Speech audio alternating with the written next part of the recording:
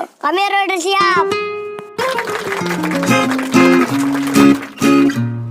Halo teman-teman semua, semoga teman-teman sehat-sehat selalu. Pandemi masih di sekitar kita. Kita mungkin bosan, tapi tetap kita harus bersabar. Beberapa waktu yang lalu saya membuat video tentang dua penjahat yang legendaris, Husni Kastut dan Joni Sembiring. Kali ini saya ingin membahas tentang salah satu tokoh yang juga cukup legendaris di dunia kriminal pada masanya, yaitu Anton Medan.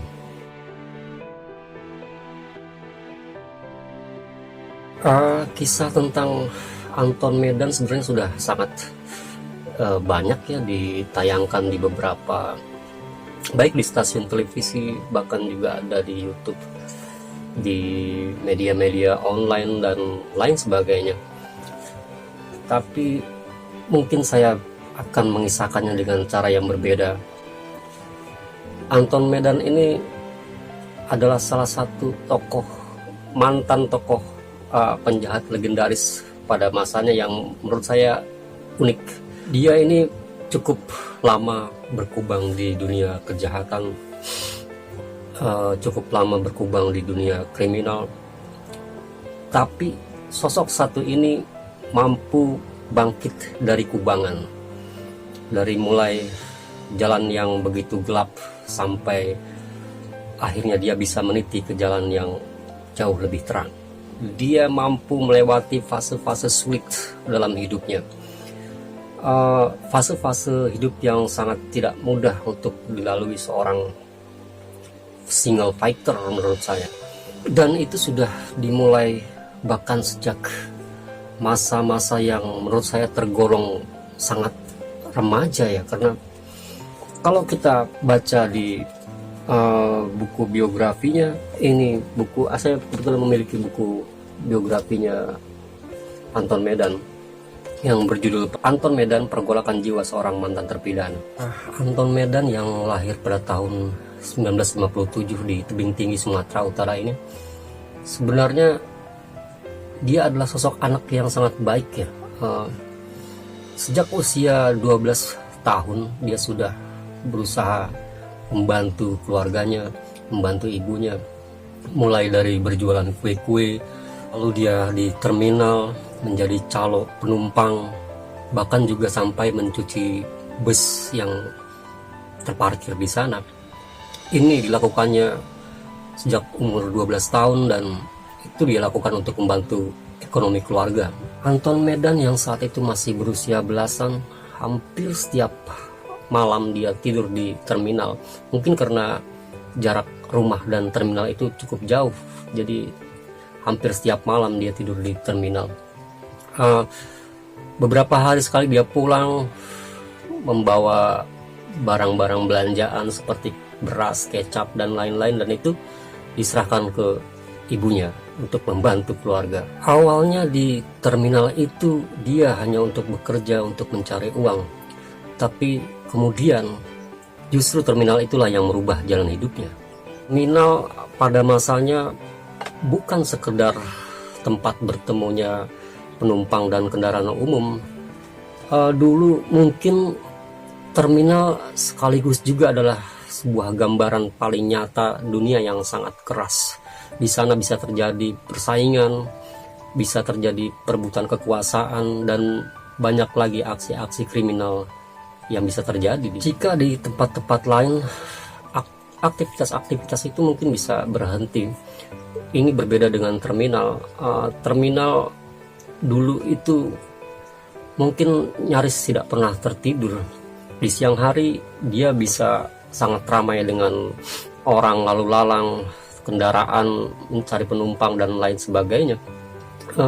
Tapi kehidupan di terminal itu memiliki warnanya sendiri. Malam hari ketika sudah mulai sepi dan tidak ada lagi penumpang, sebenarnya terminal bisa bermetamorfosa menjadi seperti kehidupan yang lain.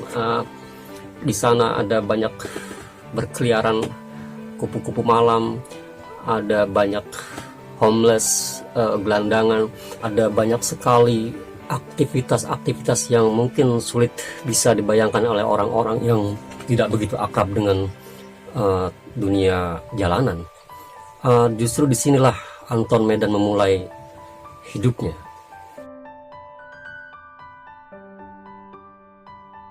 Terminal ini pula Anton pertama kalinya melakukan tindak kriminal berat, pembunuhan. Sebenarnya peristiwa itu bukan sebuah kesengajaan. Anton yang masih sangat remaja saat itu hanya melakukan pembelaan diri. Itu malam, seperti biasanya Anton tidur di terminal, dia tidur di sebuah bus. Saat itu uang yang dia kumpulkan selama berhari-hari dia taruh di kantongnya, dan malam itu dicuri orang. Esok paginya dia berusaha mencari siapa pencuri uang itu. Dia mencurigai seseorang dan dia berusaha untuk bertanya, tapi pada akhirnya orang ini malah marah dan memukul Anton berkali-kali. Anton sempat menjadi bulan-bulanan dan terpojok, lalu kemudian dia tersungkur. Ketika tersungkur itu dia menemukan sebuah gergaji es batu. Secara spontan dia menghajar orang ini dengan gergaji es batu, dan kemudian orang ini meninggal dunia. Anton tertangkap lalu kemudian dibawa ke penjara di Binjai. Lapas anak di Binjai ini Anton mendekam selama lebih 3 tahun. Dia baru keluar ketika usianya sekitar 17 tahun. Setelah dia pulang, dia kembali ke rumah ibunya. Namun baru beberapa saat dia pulang, dia sudah mendapat perlakuan yang kurang mengenakan di lingkungan rumahnya. Ibunya mungkin malu, lalu Anton dimintanya untuk meninggalkan rumah. Anton Medan sangat kecewa dan sedih saat itu.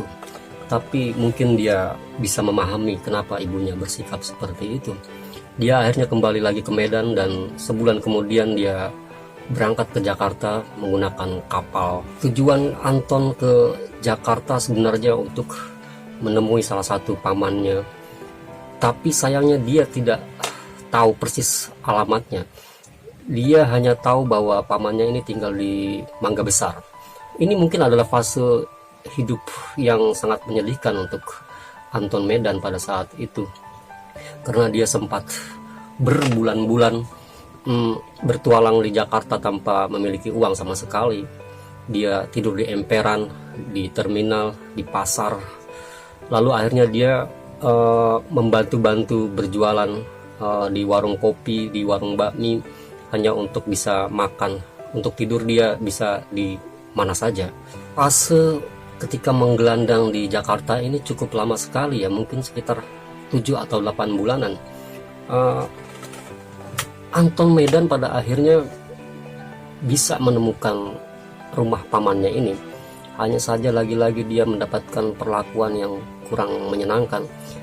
Ketika bertemu sampai rumah pamannya ini, ternyata Anton kembali diusir. Mungkin pamannya ini merasa malu dengan atas apa yang pernah dia lakukan waktu di Medan. Anton sangat kecewa dan tentu saja bingung menentukan kemana dia harus pergi lagi, karena memang tujuan satu-satunya awalnya hanya untuk menemui pamannya ini, tapi dia mendapatkan perlakuan yang kurang menyenangkan.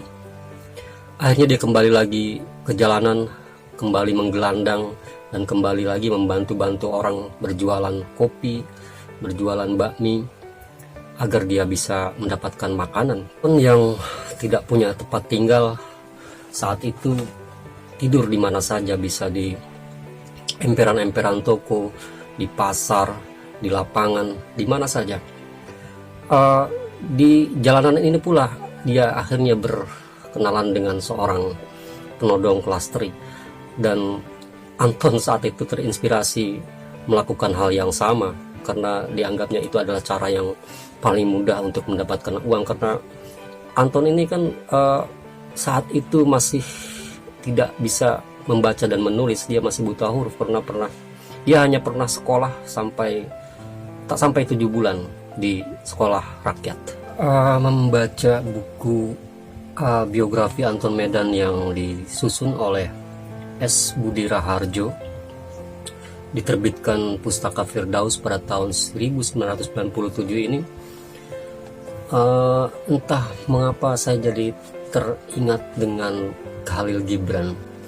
Khalil Gibran pernah menulis sebuah karya yang terkait tentang dunia kriminal, judulnya The Criminal. Gibran menulis The Criminal sangat baik sekali. Dia menuliskan tentang bagaimana seorang bisa berproses menjadi seorang penjahat. Dia bisa terbentuk oleh banyak keadaan, oleh banyak situasi. Kaitan dengan Anton Medan ini sebenarnya menurut saya dia adalah salah satu sosok yang terbentuk persis diceritakan di The Criminal oleh Khalil Gibran. Kalau saya boleh sedikit menceritakan tentang karya Khalil Gibran yang berjudul The Criminal ini. The Criminal ini menceritakan tentang sosok lelaki yang sesungguhnya masih terlihat sangat kuat, tapi kebetulan dia dalam kondisi yang sangat susah, dalam kondisi yang sangat sulit. Dia tidak memiliki pekerjaan, tidak memiliki apapun. Dia sudah berusaha untuk melakukan hal baik sebelumnya. Dia sudah mencoba mengetuk pintu demi pintu, tapi dia mengalami banyak sekali penolakan, dan itu membuatnya kecewa dan timbul rasa dendam dalam dirinya. Akhirnya dia memutuskan untuk melawan dunia dengan caranya sendiri, yaitu dengan kekerasan. Karena terinspirasi oleh temannya di jalanan ini, kisah ini bahkan pernah diceritakan sendiri oleh Anton Medan pada suatu wawancaranya di sebuah televisi. Anton kemudian benar-benar ikut melakukan apa yang dilakukan oleh temannya itu. Pada suatu ketika dia merampok seseorang di jalanan, menodong orang di jalanan yang memang sudah dia amati sebelumnya. Setelah aksi penodongan pertamanya itu, Anton ternyata menjadi keranjingan karena dari hasil yang pertamanya itu dia merasa mendapat hasil yang cukup banyak. Dia tidak lagi tidur di jalanan, dia sudah bisa ngekos. Setelah itu makin keranjingan, akhirnya dia juga makin berkembang. Tidak cuma menodong tapi juga menjamret. Bahkan di kemudian hari dia berkembang menjadi seorang perampok. Di usia masih sangat muda itu, masih sekitar 19 tahunan, bahkan Anton sudah cukup dikenal sebagai penjahat berkaliber, seorang perampok yang di dalam aksi-aksinya selalu menggunakan senjata api.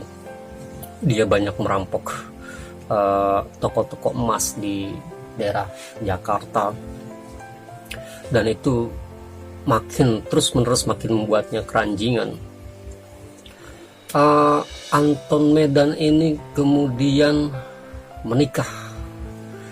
Dia jatuh cinta kepada seorang sosok gadis muslim. Anton sendiri bukan seorang muslim waktu itu, tapi dengan berbagai macam cara dia bisa melakukan pendekatan pada keluarga calonnya ini, hingga akhirnya dia dinikahkan dengan cara Islam.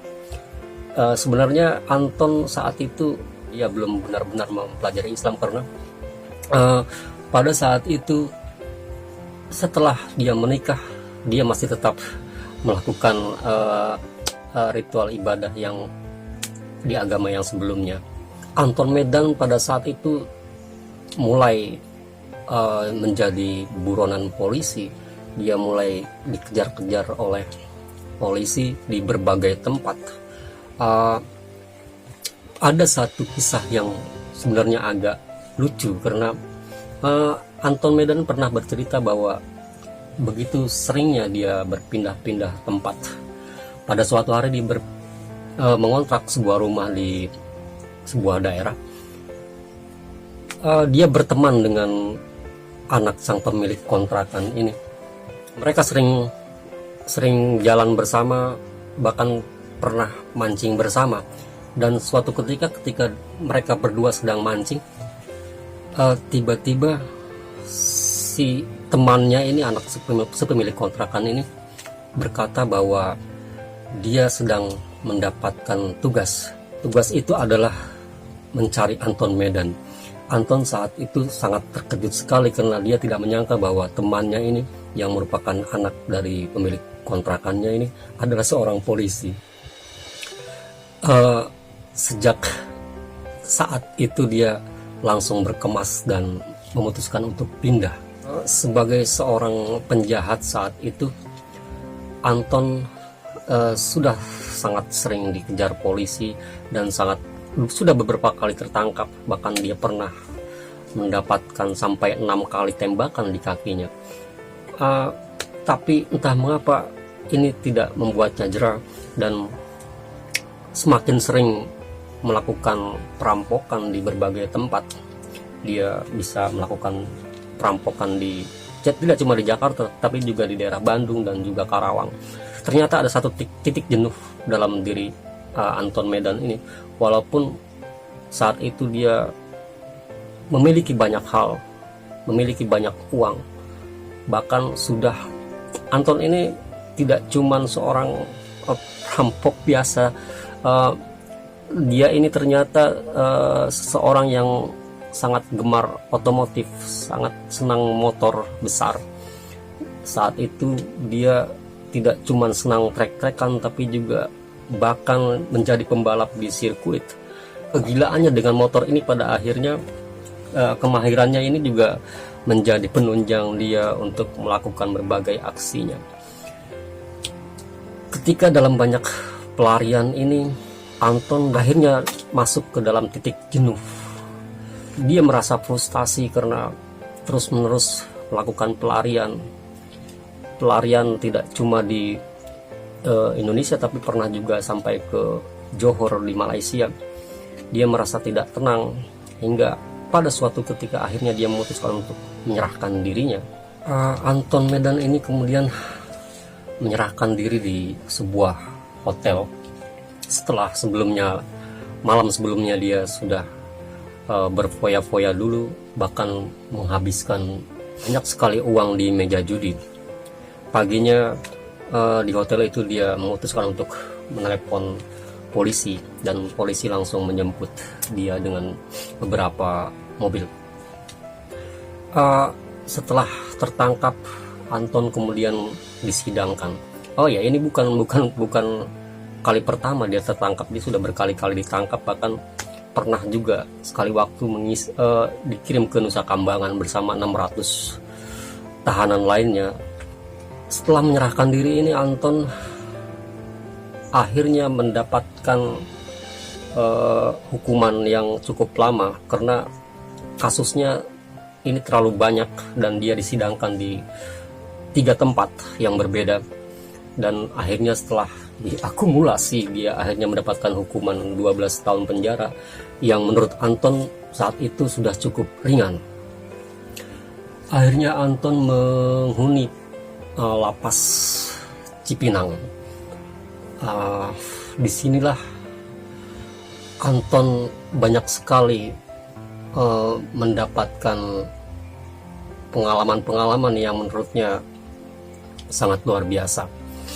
Di dalam bukunya Anton Medan, Pergolakan Jiwa Seorang Mantan Terpidana, Anton Medan ini banyak menceritakan pengalamannya di berbagai penjara.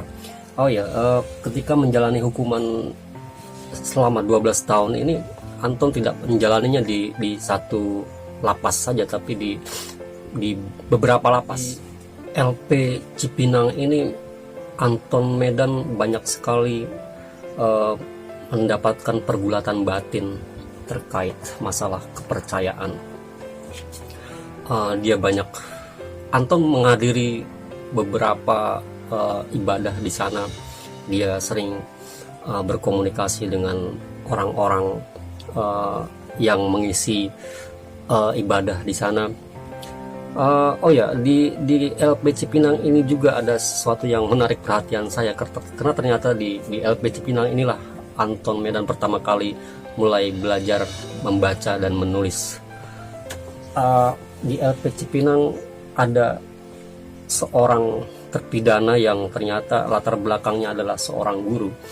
Entah bagaimana caranya Anton bisa meminta untuk memindahkan orang ini agar bisa mengajarinya belajar membaca dan menulis. Anton Medan ini mungkin karena dia cukup cerdas, atau mungkin gurunya juga cukup baik dalam mengajarinya. Dalam 1 minggu dia sudah bisa pelan-pelan membaca koran, dan ini menurut Anton suatu pengalaman yang sangat luar biasa, karena sebelumnya dia sama sekali tidak bisa membaca, dia hanya bisa membuat tanda tangan. Dia mulai banyak membaca koran, banyak membaca majalah dan juga buku. Bahkan dia pernah meminta istrinya untuk dibelikan sebuah kamus untuk bisa mengerti istilah-istilah yang menurutnya sulit. Ini sangat luar biasa sekali. Di LP Cipinang ini juga ternyata kemudian, ini kalau tidak salah di tahun 80-an, Anton Medan kemudian merasakan suatu kegelisahan yang sangat luar biasa. Ini terkait berita-berita yang beredar di luar dan bahkan juga sangat santer di dalam LP. Saat itu sedang marak-maraknya Petrus. Menurut Anton banyak sekali teman-temannya yang mati terkena Petrus ini. Dan Anton Medan sebagai seorang yang bergelut cukup lama di dunia kriminal, nalurinya mengatakan bahwa dia pun tidak akan aman dalam LP. Dia terus-menerus merasa gelisah hingga akhirnya ada keinginan dia untuk dipindahkan ke tempat dulu dia pernah menghuni sebuah LP, yaitu Nusa Kambangan. Menurut dia mungkin dia merasa aman di sana. Akhirnya dia membuat keributan dengan seorang sipir yang kebetulan juga sering berselisih dengan dia. Anton setelah berselisih itu, Anton ternyata tidak dipindahkan ke Nusa Kambangan seperti keinginannya. Dia dipindahkan ke lapas di Bogor. Dia lagi-lagi membuat keributan di tempat itu karena dia ingin sekali tetap dipindahkan ke Nusa Kambangan. Dia dipindahkan lagi ke daerah Cianjur, dan lagi-lagi dia membuat keributan dengan sesama napi. Dia sengaja melakukan itu karena ingin sekali dipindahkan ke Nusa Kambangan. Dia tetap terus dihantui rasa gelisah karena Petrus ini. Berkali-kali dipindahkan sampai akhirnya dia menghuni lapas Cirebon, lapas yang menurut Anton saat itu terkenal seram. Anton saat itu yang sudah sangat sering keluar masuk LP tidak tahu di mana seramnya. Dia mengalaminya ketika sudah ribut dengan seorang napi. Anton menusuk napi ini. Dia masuk sel isolasi. Sel isolasi ini ternyata, kalau dulu Anton tidak pernah lama menghuni sel ini, ternyata di sel ini dia sampai 4 bulan dalam sel isolasi itu sampai mengalami kelumpuhan. Anton ini dulu kerap berpura-pura sakit agar bisa dirawat di rumah sakit, tapi saat itu Anton baru merasakan benar-benar sakit ketika pasca menghuni sel isolasi di Cirebon itu. Setelah di Cirebon ini akhirnya Anton Medan kemudian lagi-lagi dipindahkan, hanya tidak ke Nusa Kambangan tapi ke lapas di Kuningan. Nah, di Kuningan ini kemudian Anton merasa lebih tenang. Dia akhirnya mulai mempelajari agama walaupun tidak terlalu mendalam. Di lapas Kuningan inilah akhirnya Anton menyelesaikan masa hukumannya yang 12 tahun itu setelah juga mendapatkan remisi. Dia akhirnya kembali lagi ke Jakarta, kembali menemui istri dan anak-anaknya. Saat itulah Anton menemukan istrinya dalam kondisi yang cukup sulit. Anton menggambarkan bahwa anak istrinya saat itu tinggal di sebuah gubuk. Disinilah kemudian Anton memulai babak barunya. Anton tidak lagi melakukan perampokan-perampokan, tapi dia memasuki dunia baru. Dunia baru yang masih sebenarnya tetap tidak jauh-jauh juga dari kehidupan sebelumnya. Dia memasuki dunia perjudian. Pada akhirnya Anton kemudian menjadi seorang koordinator perjudian di daerah Jakarta, di banyak tempat. Dia yang menjadi koordinatornya setelah sebelumnya menyingkirkan seseorang yang juga sesama keturunan Tionghoa. Disinilah saka emasan Anton Medan. Dia mulai banyak sekali uang, bisa membeli banyak rumah dan juga kendaraan mewah. Dalam tahap ini Anton Medan akhirnya jadi seperti seorang Robin Hood. Robin Hood itu maksudnya dia banyak sekali membantu teman-temannya yang dulu sesama mantan napi. Anton Medan ini menampung banyak teman-temannya, dan awalnya dia hanya seorang koordinator tapi pada akhirnya dia kemudian bisa memiliki beberapa tempat perjudian di Jakarta. Tidak cuma tempat perjudian, tapi juga tempat-tempat hiburan malam seperti bar, diskotik, tempat panti pijat dan lain sebagainya. Di sini dia banyak sekali merekrut teman-temannya, karena menurut Anton Medan saat itu ada banyak sekali teman-temannya yang mantan napi yang menjumpainya dan meminta pekerjaan kepadanya. Anton Medan ini ternyata dia berpikir bahwa teman-temannya ini memang harus ditolong, karena kalau tidak ditolong atau tidak dipekerjakan, teman-temannya ini tentu akan kembali lagi ke dunia sebelumnya. Mereka akan kembali merampok, menodong dan lain sebagainya.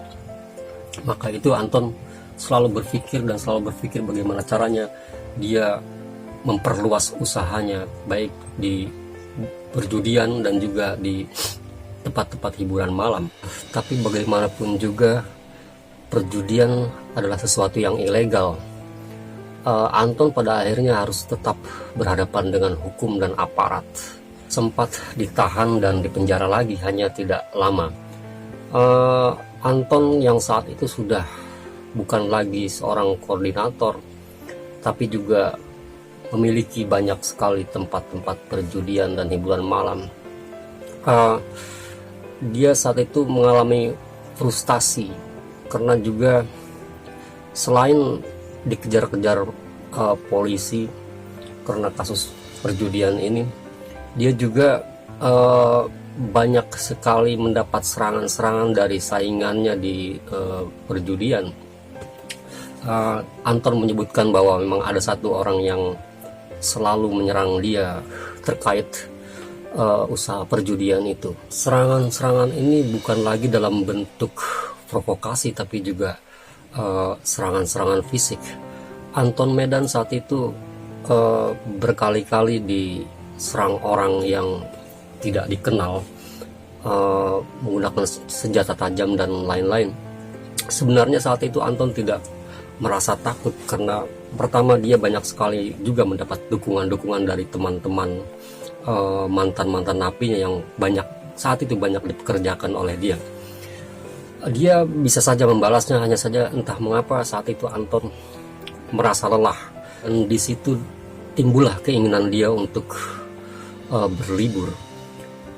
Ada satu hal yang mungkin agak terlupa, bahwa selain pengelola tempat-tempat perjudian ini, Anton Medan juga saat itu sudah mulai keranjingan judi. Untuk melampiaskan frustasinya, dia berlibur ke berbagai negara. Dia pergi ke Malaysia, ke Singapura, ke Taiwan, ke Hong Kong, bahkan sampai ke Las Vegas. Di tempat-tempat itu dia banyak sekali mengunjungi tempat-tempat perjudian di sana, menghabiskan miliaran, bahkan sampai jutaan dolar. Dia pernah bercerita di buku biografinya bahwa di Malaysia dia dalam satu kali main pernah menghabiskan 1,5 juta dolar Amerika. Uang yang didapatnya, harta benda yang didapatnya dari usaha-usaha perjudian dan hiburan malam itu pada akhirnya juga habis, hampir semuanya habis di meja judi, sampai dia benar-benar bangkrut total sekitar tahun 1961, itu di usianya yang ke 34 tahun. Sebenarnya Anton Medan ini beberapa kali mencoba usaha-usaha yang normal. Dulu bahkan sebelum menceburkan diri ke dunia perjudian, Anton bahkan sempat pernah memodali saudara-saudaranya ini untuk membuka bengkel, membuka toko-toko kelontong.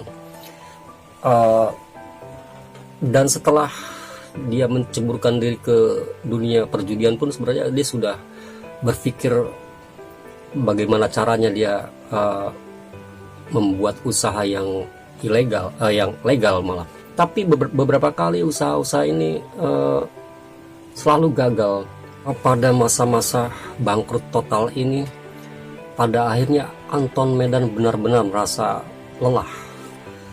Dia akhirnya mulai kembali menekuni agama Islam yang sebenarnya sudah dipelajarinya sejak di LP Cipinang dan lain-lain itu. Dia kemudian belajar pada Kiai Haji Zainuddin MZ yang kemudian benar-benar menjadi orang yang sangat dekat dengan dirinya. Untuk kali ini Anton Medan benar-benar serius mendalami agama Islam, dan bagi orang-orang seperti dia ini bukan pekerjaan mudah. Dia harus banyak sekali menghadapi godaan-godaan dari banyak hal. Dia harus berhadapan dengan banyak sekali teman-temannya, baik di orang-orang yang dulu bergelut di dunia hitam, dan juga orang-orang di lingkaran pertemanannya yang sangat glamor. Ini sangat sulit bagi dia, tapi saat itu Anton Medan benar-benar istiqomah untuk mempelajari Islam. Masa-masa pertobatan ini pada akhirnya bisa dilalui oleh Anton Medan dengan sangat baik. Dia pada akhirnya memiliki cara-cara tersendiri untuk ketika berhadapan dengan teman-temannya yang baik di lingkaran dunia hitam dan juga di lingkaran teman-temannya yang glamor itu. Mungkin karena kedekatannya dengan Kiai Haji Zainuddin MZ ini, Anton kemudian bisa perlahan demi perlahan akhirnya dia bisa belajar banyak hal, hingga akhirnya kemudian dia bisa lebih banyak menggali ilmu keagamaan,